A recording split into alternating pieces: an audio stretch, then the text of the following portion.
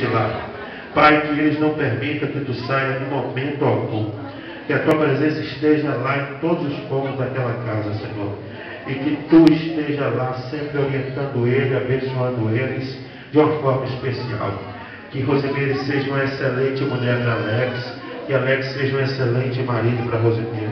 Que eles possam ser bênção para essa sociedade, bênção para os seus familiares, bênção para a igreja, bênção para todos que se aproximarem dele. Que nenhuma ferramenta amolada contra ele prospere.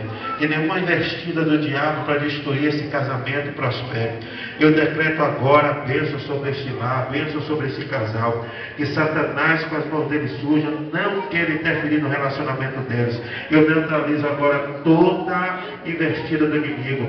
E que eles possam viver até a morte separada. Que eles possam ser arrebatados como marido e como mulher para o grande dia do arrebatamento. Eu abençoo junto com essa igreja. E toda a igreja confirma dizendo: amém. Fica de pé. Eu, como ministro do Evangelho, diante que a lei me outorga, declaro casado Alex Carlisto Nascimento e Rosemary Nascimento, Damasceno Nascimento. Nascimento não saiu, né? E declaro como marido e mulher, e como diz a palavra de Deus, até que a morte os separe. E o que Deus uniu, não separe o homem.